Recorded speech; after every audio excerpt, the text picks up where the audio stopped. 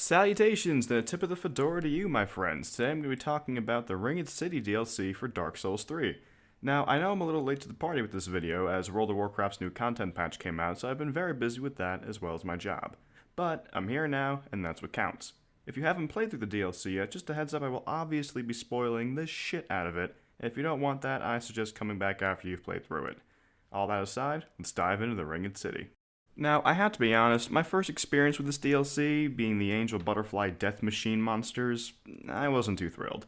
Also, the Demon Prince, not really one of my favorite bosses, I raged pretty hard on him. But the worst thing had to be those motherfucking fiery archers. I mean, really, did FromSoft just have a massive LOL when they thought of this?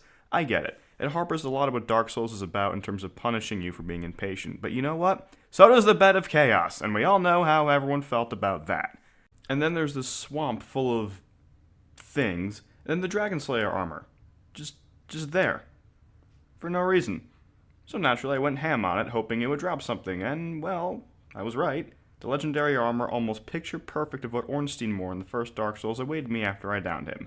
My salt in the matter completely went away after this, but not my salt prior to this. Fuck those butterfly death machines, and fuck those archers. The next thing that jumped out at me was the dragon that pretty much toasts you at any attempt to move up the path. He doesn't one-shot you, so a quick heal and a scamper into the cave on the side of the cliff, and you were safe. This reminded me heavily of our introduction to Calamite in Dark Souls 1, minus the fact that the black dragon pretty much one-shotted us until Gao 360 no-scopes him. We then fight the dragon upon the crossing of a chasm and have to beat him up until he gives up and falls down. Now, I knew we'd be seeing this bastard again, but I just didn't know how soon. I personally didn't fight him until near the end of my playthrough in this DLC, so I'll talk about him later as a boss fight. You may want to prepare for some more salt. Next up, let's discuss the second boss encounter of this DLC. Again, as of this point, I really wasn't thrilled, as this boss has a couple of cool abilities, but it's a glorified NPC invader who summons a player at the end of the day. Now, if you're playing offline, which I was, it summons some painted guardians. We've never seen those before, woohoo! Now, to be honest, I did actually die on this fight, but that's mostly because I got really greedy and just wanted to finish off the boss. I didn't think she would hit that hard and that fast, and I certainly was caught off guard. Definitely not the worst boss fight ever, but not the best either. Now it's time for what was, in my opinion, the climax of this DLC. You reach out to touch whatever the hell that thing is, and the world around you seems to completely change. Now this part had me confused. Was this an illusion that shattered with the egg thing? Was the bright and pristine world reliant upon the egg thing? I don't know, someone explain that to me in the comments, but the confusion doesn't stop there. Something else that had me totally confused before we get on to the boss fight is the fact that we are fighting Slave Knight Gale as the final boss for this DLC. I mean, what? I try to keep up with the lore of Dark Souls, which is an endeavor in itself, but all I knew about this guy was that he gets us to the previous DLC area, the Ashes of Ariandel. That's it. That's all I knew about him. And now he's a beefed up, soul-hungry mutant.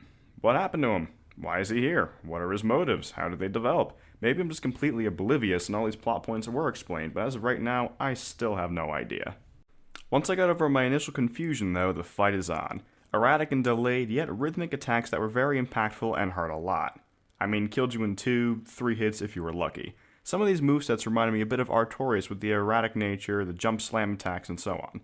Not to mention that endless fucking health bar. Good God almighty, one of the biggest health bars I've ever seen.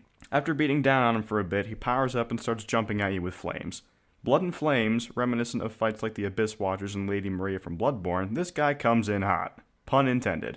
I had to be on my toes constantly, and even though I died a lot, I still had no problem coming in to face this boss again. I just couldn't get mad at him.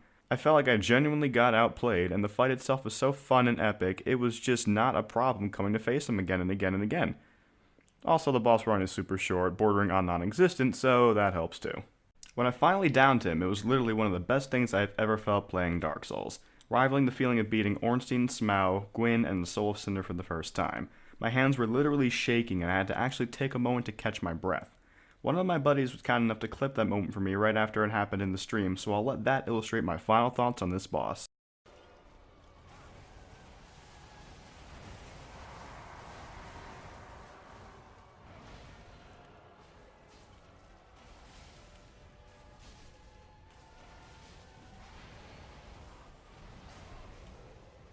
Yes! Yes!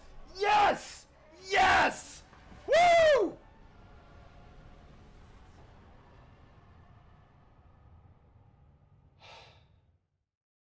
Lastly, we arrive at the optional boss who I saved the pleasure of fighting for last.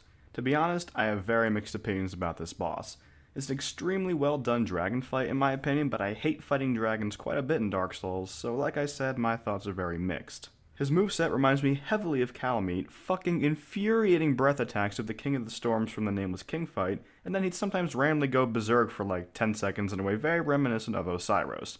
Ocelot never forget. I died to this boss so many times, half the time because I was battling with the camera so hard, I questioned whether or not I'd ever be able to see what I'm doing when I was under the beast. But once I eventually got a feel for his moveset, I just knew when to dodge when I was under him. Well, usually. Another major thing to note about this boss is much like Gale, he has a massive fucking health bar. I had over 40 strength and 30 dex and a Wolf Knight Greatsword plus 5 and still felt like I was tickling this fucker to death. Look, I get it. He's a massive, legendary dragon infused with all kinds of special dark stuff. He shouldn't be a pushover by any means, I know. But when I'm attacking its face, which thankfully does a lot more damage, you'd think that it would hurt him quite a bit more. This massive health pool makes the fight seem endless, and attempts where I'd only just maybe get him to half health would feel like ages since the fight even starts. I did finally manage to get him down, however, and it wasn't an epic feeling like Gale, but more of a feeling of relief that it was over. Sorry, Meteor. You're a brilliant dragon fight, but dragon fights just aren't for me in this game. Alright, those are my thoughts on the Ring and City DLC in a nutshell. I started off rather unimpressed, but it was totally worth it in the end. If you stuck around to the end of the video, thank you very much. I hope you enjoyed it as much as I enjoyed talking about all things Souls. If you want to hang out with me on stream, my Twitch is linked down below, and I sometimes stream here on YouTube, so don't hesitate to drop in, say hi, tell me I suck, say you don't like my fedora, say you love my fedora, whatever you want. Anyways, that's all I got for y'all today, and until you see me again, live well.